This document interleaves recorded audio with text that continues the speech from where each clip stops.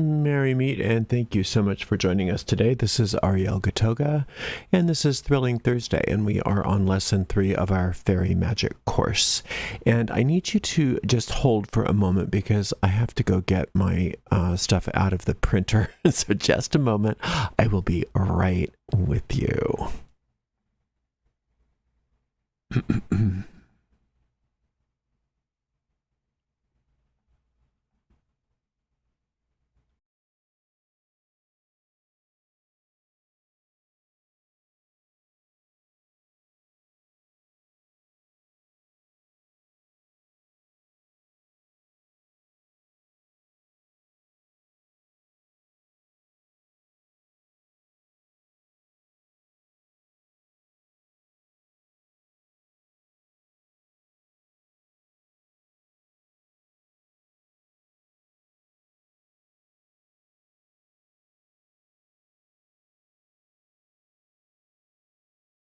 All right, I'm back. I apologize. I'm running so behind today. I've started out behind. It's just one of those days. But I'm here now. I want to get started on this class because there's so much I want to cover. So I'm not going to do too many announcements today, but just suffice it to say that we do have chat threads open on both of the streams, both Twitch and on YouTube. So if you have any questions, you can put them right in the chat thread. And I also wanted to mention that today, moderating for us on YouTube is the lovely Honeypaw, and moderating on Twitch is the lovely Deline. So thank you so much, moderators. And I appreciate everybody for joining us today. All right, let's start with a meditation. If you're in a place where it is safe and easy, comfortable, and appropriate for you to do so, please close your eyes and begin to take some nice, long, slow, deep, relaxing breaths in through your nose and out through your mouth. With every inhale, feel more light and peace entering the body and the mind. And with every exhale, feel like you're able to let go of all tension, along with anything you do not want. Inhaling peace and exhaling as you let go. We picture ourselves on top of a beautiful mountain in the center of a circular grove of trees.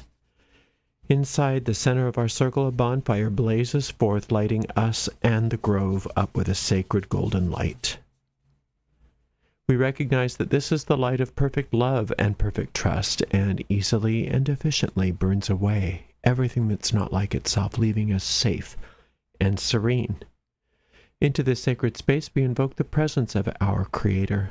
To many of us, our Creator reveals themselves to be a mother and father, a god and goddess. We also invite into our sacred space the presence of our angels, our teachers, and our guides. We dedicate the time that we spend together to one another and to them, and we ask that we be guided and led as we walk upon the way, becoming happier, more peaceful, and more loving people.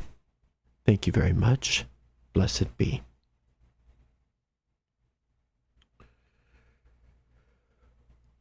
Okay, let's get going here.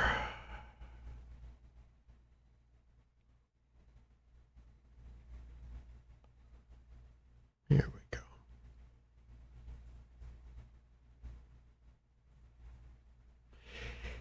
All right, so welcome to Faerie Magic lesson number 3. I hope you are enjoying this course, and look for more and more of the handouts to be published. So the next handout will be published tomorrow on Friday. So I try to put everything up on Friday.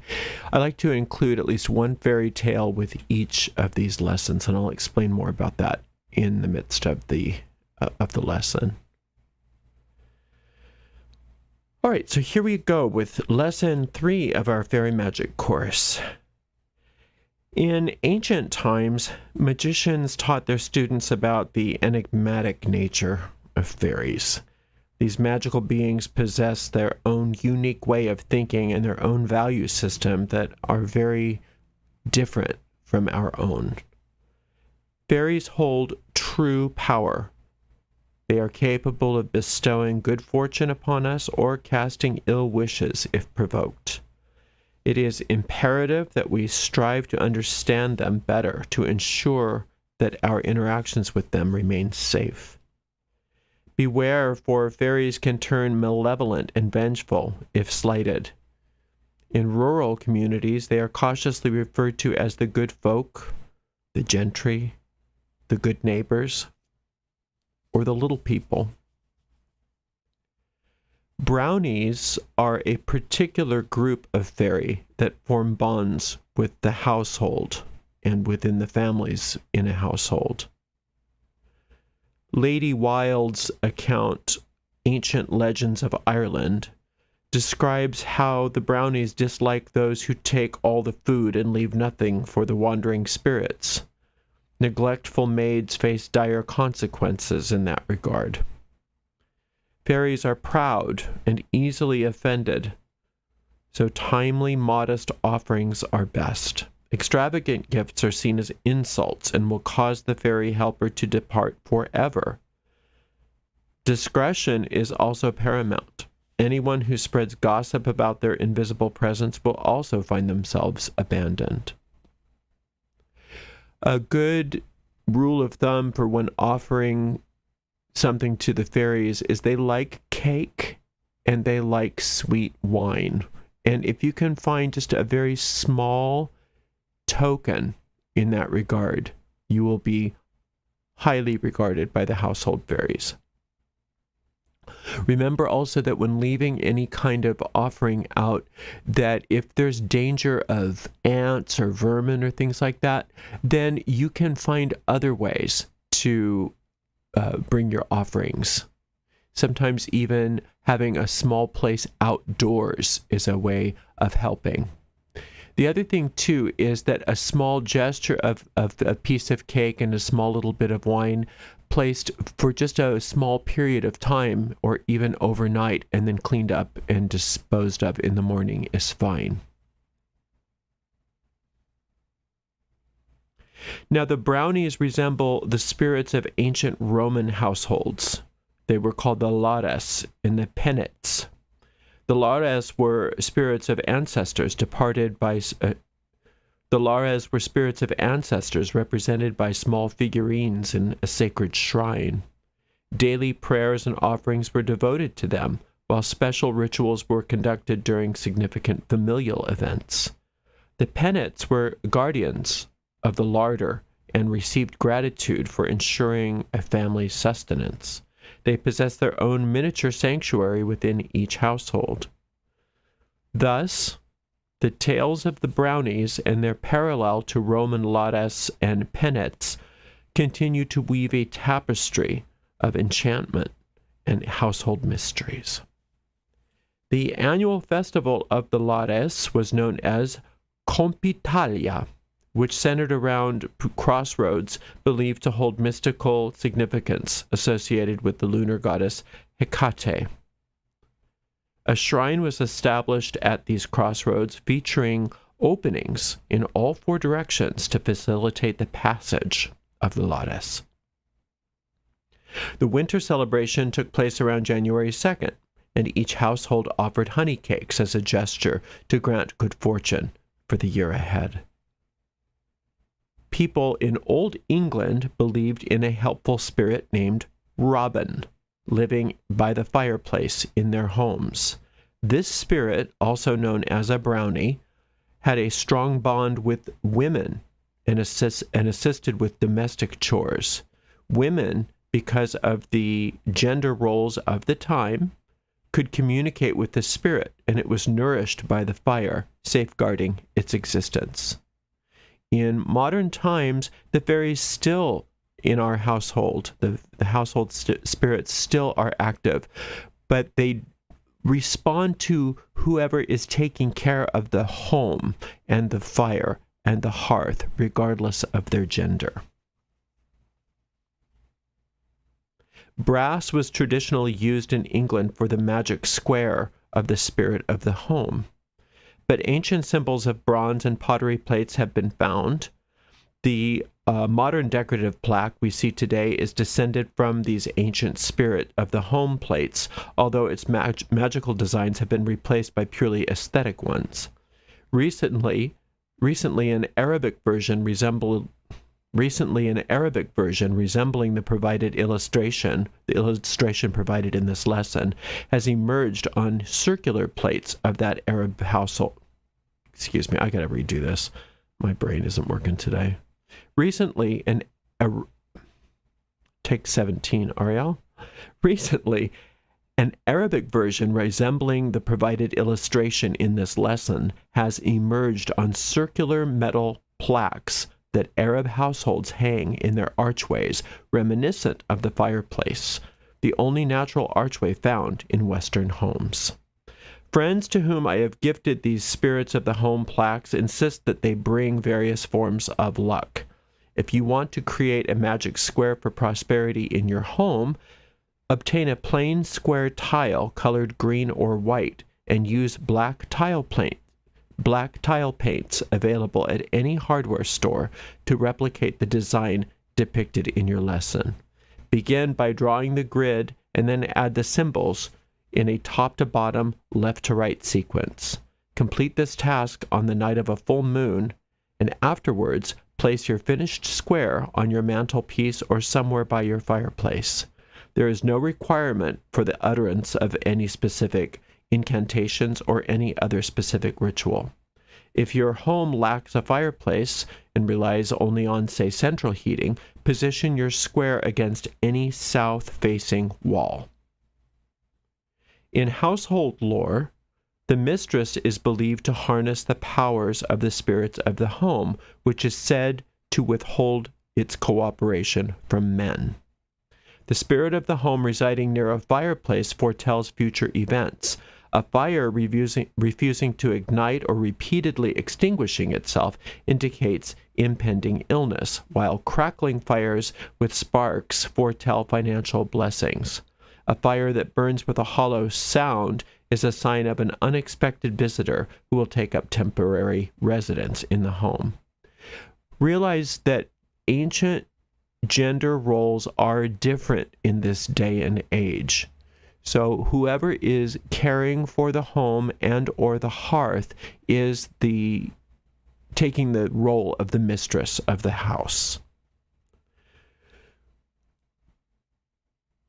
Where was I?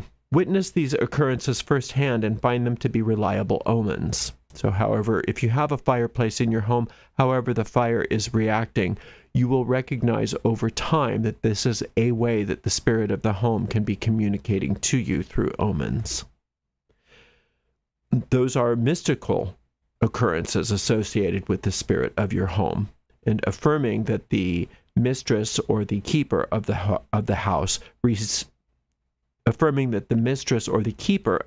receives advanced notice of forthcoming events from a friendly spirit, often referred to in ancient times of England as Robin.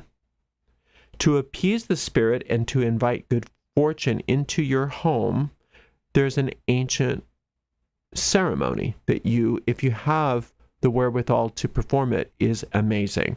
It requires a fireplace or hearth, however. So if you don't have one of those, then you might be able to figure out a way to modify the ritual, or you may just want to omit this ritual completely.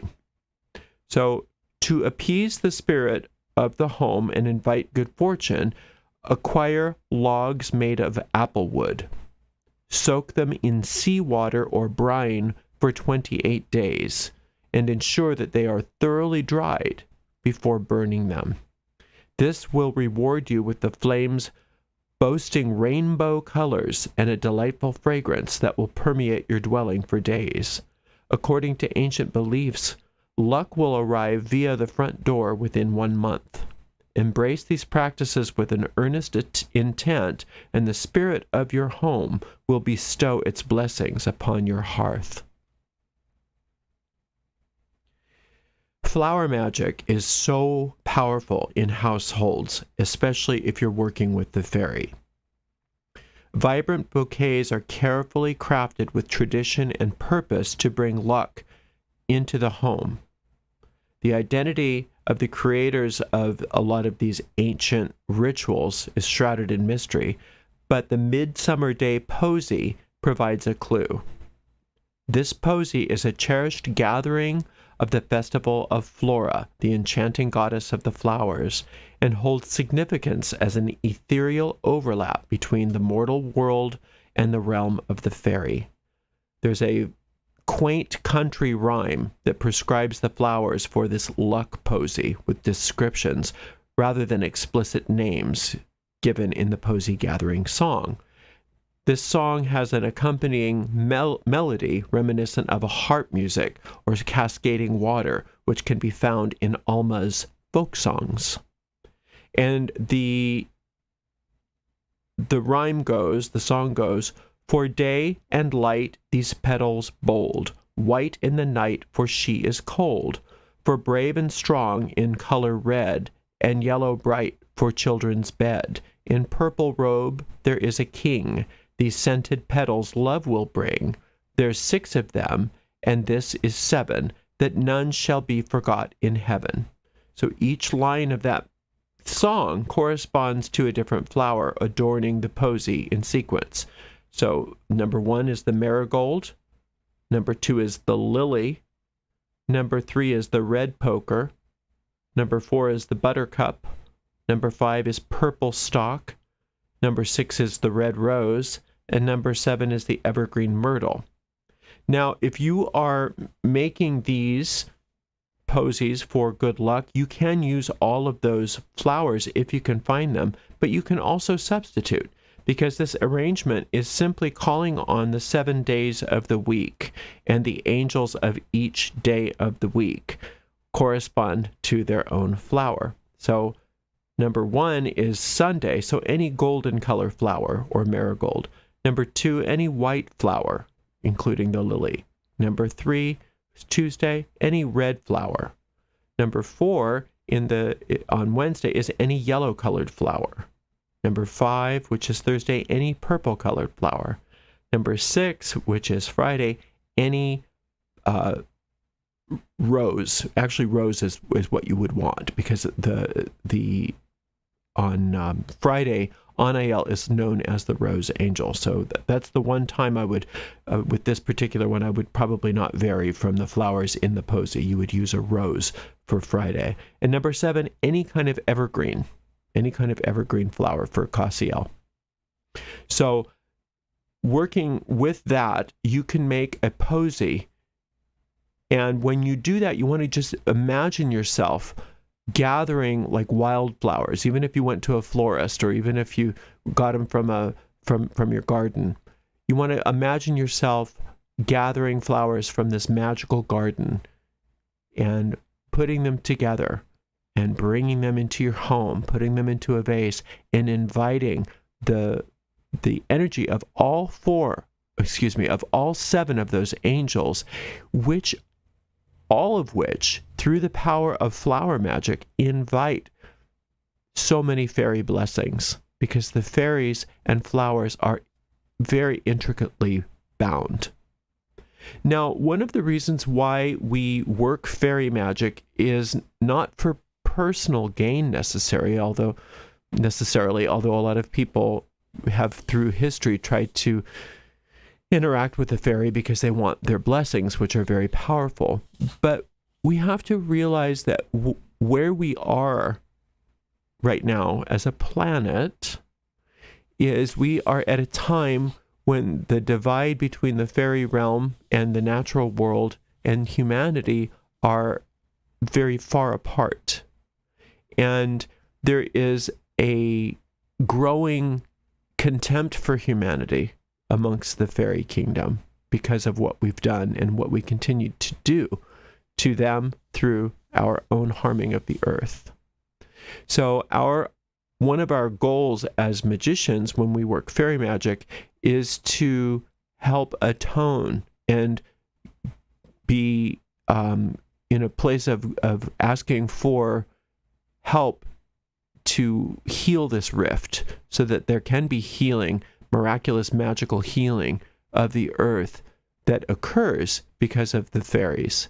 But instead, what happens is, as we tend to turn our backs on the earth, turn our backs on the fairy kingdom, turn our backs on the goddess, what we have done is forced the fairies farther and farther and farther into that middle kingdom, where they have very little regard for us and very little desire to do anything to help us. So our jobs as fairy magicians are more, in my opinion, those of ambassadors and learning and trying to find a way to bridge that gap so that we can heal the earth and that we can find some sense of harmony with the fairy kingdom. So, as we do that, one of the ways that you can begin this is to invite the household fairies in your home and make friends with them. And the way that you do that is you have to remember that brownies are the household fairies. That's what we call them. There's many different names, but that's what we call them in this course. They demand order. So the more you take care of the way that your house is clean, orderly, organized, beautiful, bringing in those flowers, even if you can't make a full-on posy, bringing in flowers into your home and doing things with even natural or sometimes even synthetic fragrances within the home to bring this the fragrance of nature into your home is very pleasing to the household spirits, and you will find blessing upon blessing upon blessing given to your home just because you are doing your part to make those brownies happy. The other thing, like I said before, that you can do is leave a little gift, just a little cake, a little wine. And if you don't have cake and wine, even a little bit of what you had for dinner for them. Nothing extravagant. They don't like extravagance. What they like is that you include them and that you recognize who they are and that they are capable of offering help. And that kind of gratitude and that kind of cleanliness, orderliness, and kindness of heart are what the brownies respond to the most. So the more we can increase the level of peace in our households and turn down fighting and arguing and things like that, and to help to maintain a vibration of joy and peace, order and loveliness within our homes, the brownies will continue to gift us with blessing upon blessing upon blessing. And that is the beginning of being able to forge a very realistic relationship with the fairy kingdom. That's the very beginnings, is right within our own homes. So for this week, I want you to find a place and a time to make that square of the household and either put it on your hearth or on a south-facing or next to a south-facing wall, even if you have to hide it behind something. And also last week's handout, like I said, will come into your possession tomorrow on Friday. There's a couple of other things that in the homework for that week that you want to complete. One is completing your square of Anael, your 2 squares of Anael, and also, if you haven't already done so, your seal of Agrippa, and all of that is included in your handout and explaining how and why to do that. All right, today's fairy tale is the story of Sleeping Beauty.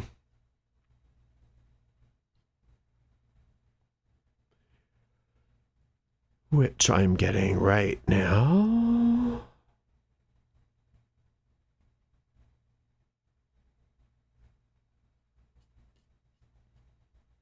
Should I have this? Here we go. The story of Sleeping Beauty.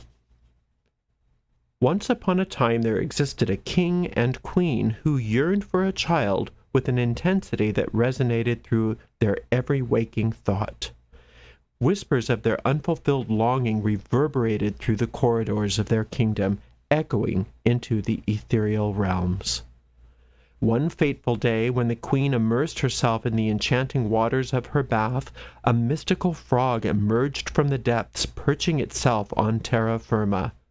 The frog's mesmerizing gaze locked with the queen's as it proclaimed in a voice laden with ancient wisdom, "Your wish shall be granted. Before a year's completion, a daughter of unparalleled beauty shall grace this world." As destiny unfurled its wondrous threads, the queen, as the frog foretold, gave birth to a daughter so resplendent that even the sun cast envious glimmers upon her countenance. Overjoyed, the king's heart danced with exultation, compelling him to orchestrate a grand feast. The occasion would not only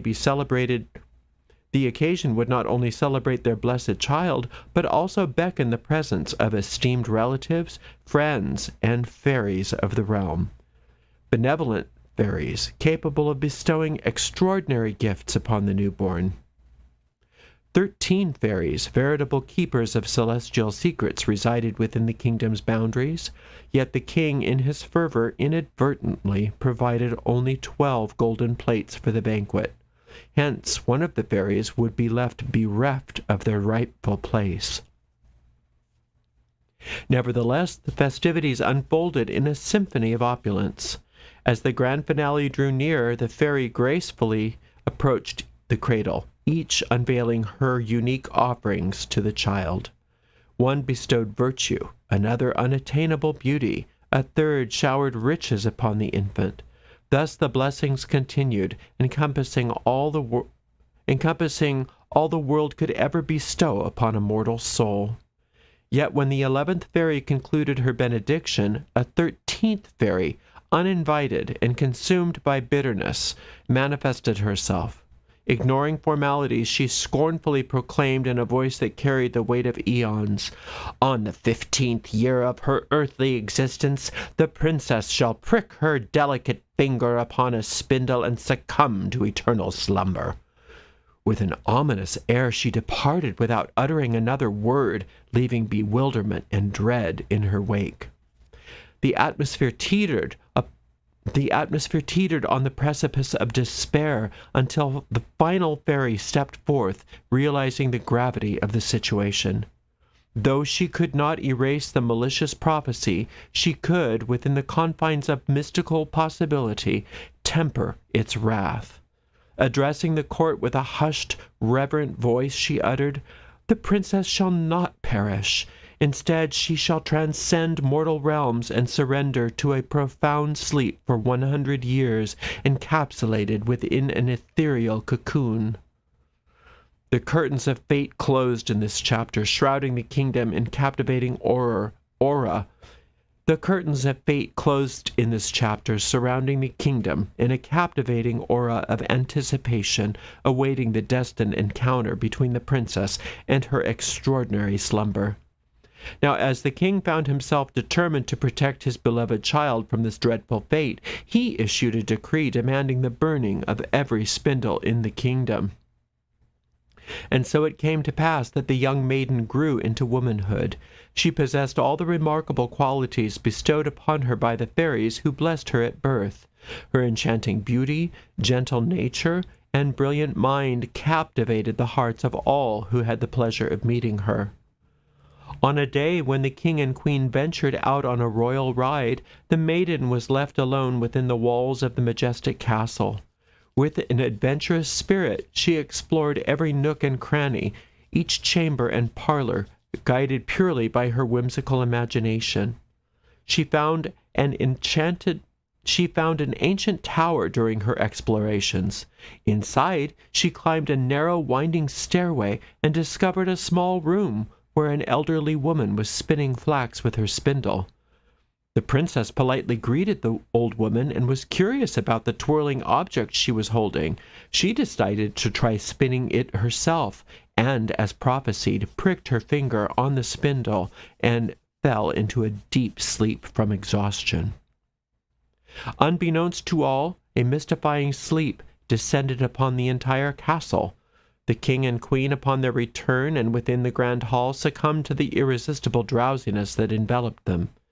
The courtiers and attendants, the horses in their stalls, the dogs in the yard, the pigeons perched on the rooftops, even pesky flies clinging to the walls, all were consumed in the deep slumber. Time seemed to pause as the fire's flickering warmth still grew, and the meat on the spit ceased to roast. Oh my goodness. Time seemed to pause as the fire's flickering warmth grew still, and the meat on the spit ceased to roast. Even the hot-blooded cook, holding the scullion with his punishing grip, let him go with a single reprimand. Silence befell the land as the wind ceased to dance, and not a solitary leaf fluttered from the surrounding trees. Slowly but surely, an impenetrable thicket of thorns encircled the castle, growing thicker each year.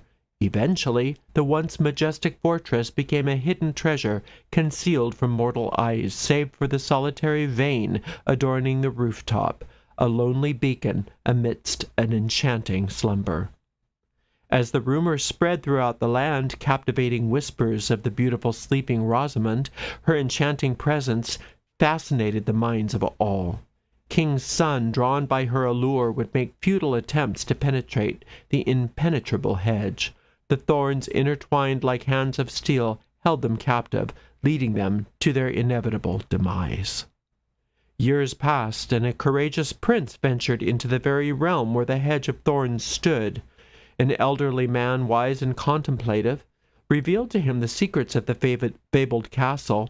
Behind the formidable barricade lay the dormant Princess Rosamond, the king, the queen, their entire court lost in eternal slumber. Legend spoke of countless unfortunate souls who met their demise, pierced and trapped by the thorns. Undeterred, the young prince declared, "I fear no danger. I shall breach the thorn hedge and lay my eyes upon the exquisite Rosamond." The wise elder, well aware of the perils that lay ahead, tried to dissuade him, but the prince remained steadfast. The 100 years had come to a close, marking the day when Rosamond would awaken. As the prince approached the once formidable hedge, the metamorphosis occurred. The thorns transformed into a vibrant tapestry of blooming beauty, parting ways to welcome his presence.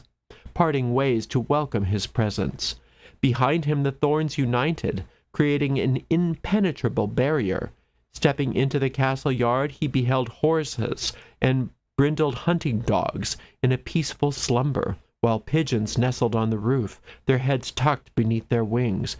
Crossing the threshold, he noticed flies suspended in midair, the cook with a hand poised for reprimand, and the kitchen maid holding a black fowl ready to be plucked. Undeterred by the eerie silence, the prince continued his ascent, reaching the grand hall where the entire court lay in peaceful repose. Above on their thrones slept the king and queen, oblivious to the presence of the prince. Still he pressed forward, the sound of his breath the only audible accompaniment to his journey. Finally he reached the tower, climbing the winding staircase until he arrived at the door of the chamber where the beautiful Rosamond lay in her eternal slumber. Unable to resist the allure of her ethereal beauty, the prince found himself mesmerized by her sleeping form. With bated breath, he leaned closer, unable to avert his gaze, until finally he succumbed to an irresistible urge and gently placed a kiss upon her lips. As she awakened from her slumber, her eyes slowly fluttered open, revealing a tender gaze upon him. With grace she rose from her place, and the two of them ventured forth hand in hand. In that surreal moment the king, the queen, and the entire court were brought to consciousness, their eyes wide with astonishment. Even the horses in the yard arose and shook themselves, while hounds sprang up with wagging tails. The pigeons perched on the roof emerged from beneath their wings, casting curious glances before soaring into the vast expanse of the field. The flies on the wall inched forward, relentlessly pursuing their curious journey. The flames of the kitchen fire danced again and crackled, eagerly cooking the succulent meat. The joint on the spit began to slowly turn, sizzling and filling the air with an enticing aroma. In a sudden burst of fury, the cook delivered a sharp box on the scullion's ear, prompting a resounding cry. All the while the maid diligently plucked the fowl, engrossed in her task. And so with great magnificence the wedding of the prince and Rosamond took place, and they lived happily ever after. Okay, just really quickly we can look at a few of these symbols before we end. The spindle used by the wicked fairy to curse Sleeping Beauty to prick her finger on her 15th birthday is often symbolic of danger and destruction that comes from useless knowledge, also temptation. The frog symbolized the magical fulfillment of the queen's wishes. She was filled with joy and immediately raced to tell her husband the wonderful news. And talking animals like that often symbolize otherworldly help as well as companionship. The king can represent the conscious mind, whereas the queen the deep mind. And when the two minds work in harmony, we have a loving parental relationship with ourselves. The king's willingness to risk his life to save Sleeping Beauty, the prince's willingness to the prince's willingness to risk his life to save Sleeping Beauty shows the power of how we must radically alter the way we think in order to overcome obstacles. Because the prince represents true love, and his persistence in finding Sleeping Beauty can be a symbol of our faith, and how we have to have an unwavering faith in our magic in order for things to work. The spinning wheel can also stand as a reminder of the danger of knowledge without wisdom.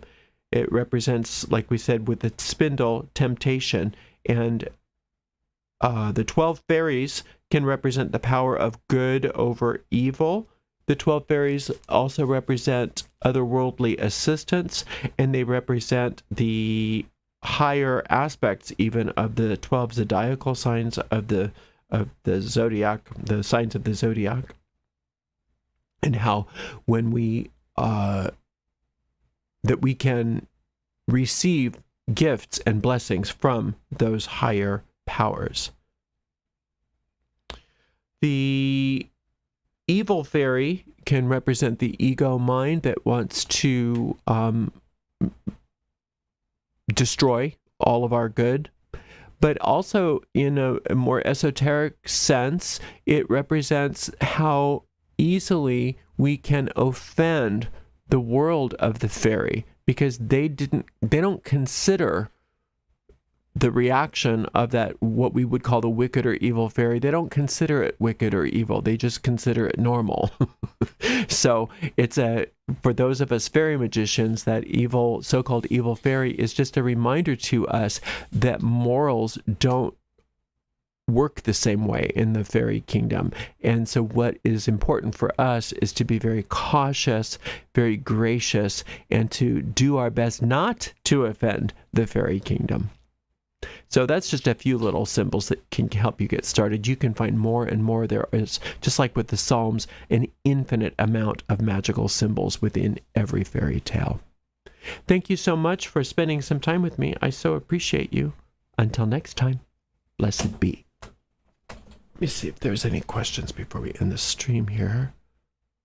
Nope, there's nothing. Okay, well, thank you so much for being here, and look for the edited lecture recording and the handout of Lesson 2 on the lessons page of the Faerie Magic tomorrow.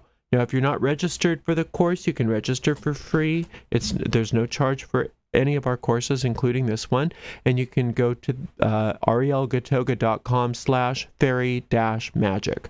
FAERIE-MAGIC. arielgatoga.com/faerie-magic. And then you can have access to all of this, and each of these lessons come out and are published on that page on Friday. All right. Thank you so much for being here, and thank you so much to the amazing moderator team. Today we had Honeypaw and Deline, and we will see you all very soon. Much love and many, many blessings.